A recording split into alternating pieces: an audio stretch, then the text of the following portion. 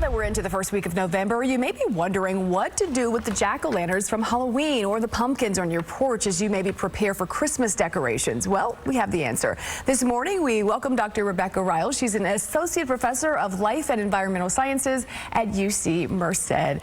Dr. Riles, thanks so much for being with us. We appreciate it. Yeah, thank you so much for having me. Happy to be here. Explain, first of all, the best way to dispose of pumpkins so they don't harm the environment.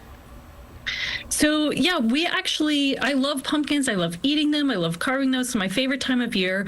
But collectively, we produce a lot of pumpkin waste. About 1 billion pounds of pumpkin waste end up in landfills in the U.S. every year. So a better way to manage our pumpkins after we're done using them is by composting them. When the pumpkins end up in a landfill, they decompose in the absence of oxygen. And when that happens, the microbes that break down those pumpkins release methane, which is a very potent greenhouse gas.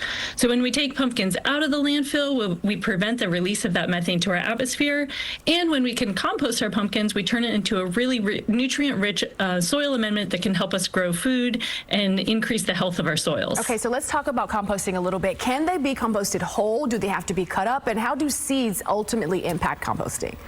This is a great question. So first, even before you start with that, make sure that you don't have anything left on your pumpkin that can't be composted. That can include things like candles, wax, stickers, or paint.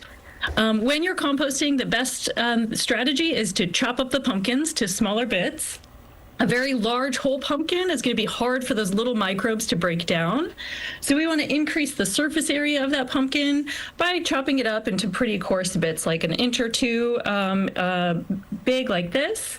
And we do that in my house by having a pumpkin bash. So if the kids are involved, make sure you have adult supervision, but we take shovels and mallets to break up those jack-o'-lanterns. Yeah. How long does it take for the pumpkins to actually break down in the composting process?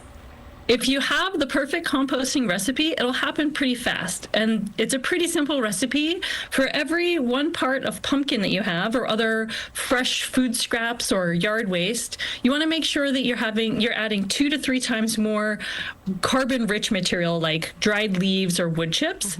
That's the perfect food for the microbes. And then the other parts of the composting recipe are oxygen, so making sure that you have air in your pile, and the right amount of water. It can't be too wet, can't be too dry. Yeah.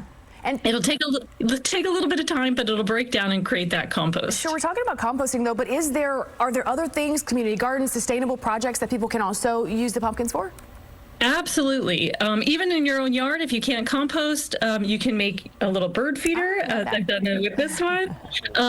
If you have a community garden or a community farm that composts, you can ask if you can donate your pumpkins there. If you have a local zoo or a farm that wants to feed their animals, you can ask if you can donate your pumpkin there. And many communities also have organic waste pickups on their curbside as well. So those are all great options. Oh, I love that. I mean, how many times do we see the elephants like smashing the pumpkins, right? Thank you so much for joining us this morning. A lot of great ideas for our viewers. We appreciate it.